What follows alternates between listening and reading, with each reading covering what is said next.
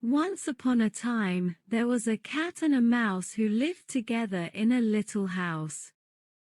Unlike others of her kind, the cat did not chase and eat the mouse, which meant that they could be friends, and friends they were.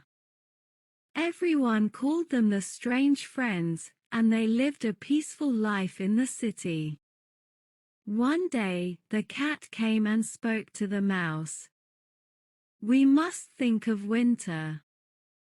It is bright and sunny now, but in a few months' time it will be dark and cold, and there will hardly be any food to eat. We should save something for winter. After all, if you go out looking for food in the winter, a cat might eat you." "You're quite right," said the mouse.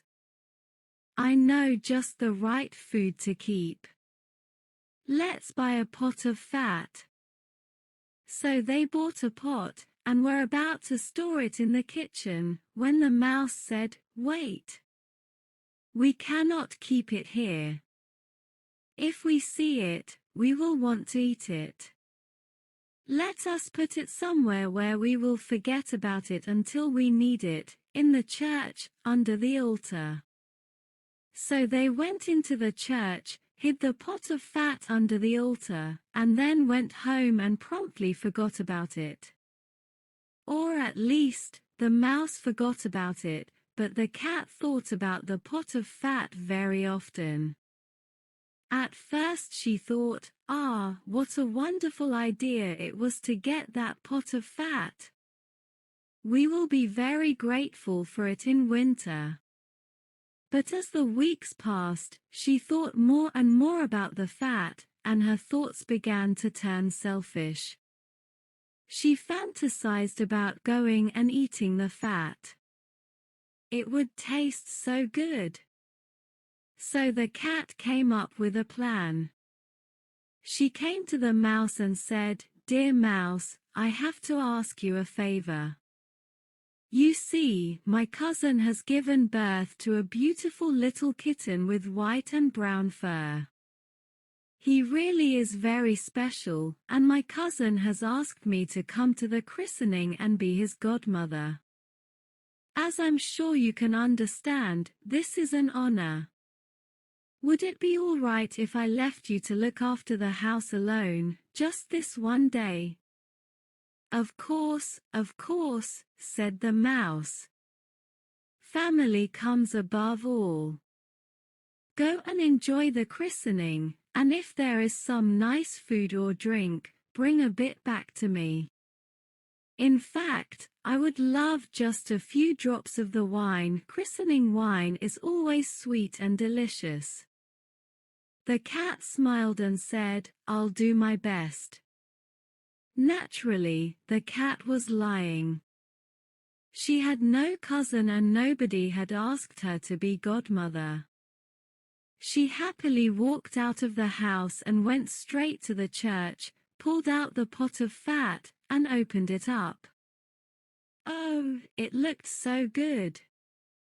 The cat licked at it, enjoying the delicious taste, and she ate the top layer of the fat, until she was quite full up. Then she went for a walk on the roofs of the city. She hoped to spot some dessert there, but finding none, she lay down in the sun and fell asleep. She fantasized about the pot of fat again, licking her lips in anticipation of the next time she could eat from it. When she returned home that evening, the mouse said, "Well, you look like you've had a wonderful time. I suppose it was a good christening, then?" "Oh yes, the best I've ever been to." "And what did they name the child?" The cat thought for a moment and then said, "Top Off." "Top Off," said the mouse. "I must say, I have never heard such a peculiar name in my life. Are there others in your family with that name?" "It is a perfectly normal name, thank you very much." "You have a godchild, don't you?" He's called Big Nose, if I recall. That's just as strange a name as Top Off. And with that, the conversation was over. But the cat did not stop thinking about the pot of fat, and a week later, she was filled with the desire to eat more of it. So once more, she went to the mouse and said, "My dear mouse, I'm afraid I must ask for your assistance again. My cousin has quite an active personality, and has already given birth to another child. This one has a white ring around her neck, which is quite a rare thing. They want me to be godmother again, and I am afraid I cannot say no. Would you look after the house one more time?" "No problem, friend. Go and enjoy yourself, and if you could possibly spare a few drops of that christening wine." "Oh, we drank it up so quickly last time. But I will try." Of course, the cat did not go to any christening, but to the altar in the church. This time, she ate half the pot of fat, filling her stomach up completely. Food tastes much better when you don't have to share it with anyone else, she thought to herself. Upon arriving home, the mouse of course asked her, what did they name the child this time? "Half Done," said the cat. "Half Done? Are you telling the truth? I have never heard of that name. I don't think you would find it in a single name dictionary in the country." "Then perhaps the dictionaries should be rewritten," grumbled the cat. A few days later, the greedy cat got hungry again, and once more fantasized about the fat. Well, if she had already gone this far, why not go further? "Good things come in threes," announced the cat to the mouse. "I have been asked to be godmother again. This child is black with white hands, which makes it really quite a special kitten. I must attend the christening. Will you take care of the house while I'm gone? Top Off, Half Done. Those names really do make me think. I wonder what name it will be today. Well, you just sit at home and wonder while I go and take part in the christening."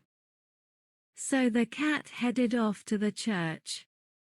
In the meantime, the mouse cleaned the house from top to bottom, while the cat ate the rest of the pot of fat.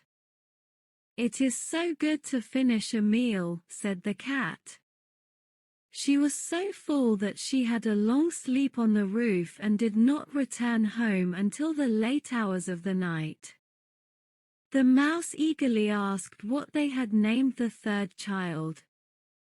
"You're not going to like this," said the cat. "He is called All Gone." "All Gone?" cried the mouse. "Why, that is the strangest name of all.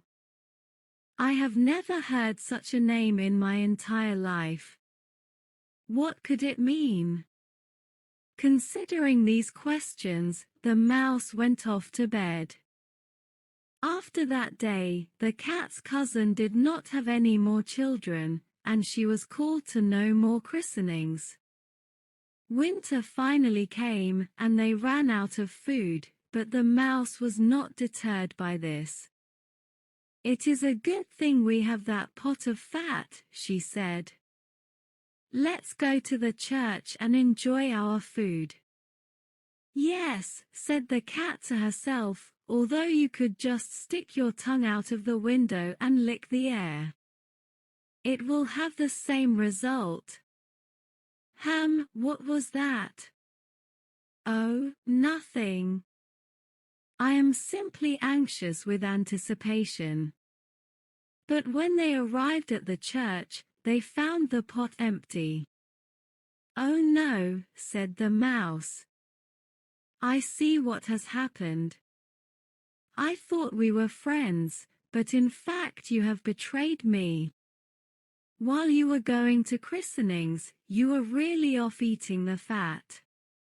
First top off, then half done, then. Do not finish, said the cat gravely. Just the sound of the names evoked memories of the delicious fat, and she was getting very hungry. If you say another word, I'll. All gone, cried the mouse. And with that, the cat jumped on her and ate her up. Because that is the way of the world. Cats eat mice, and cats get fat.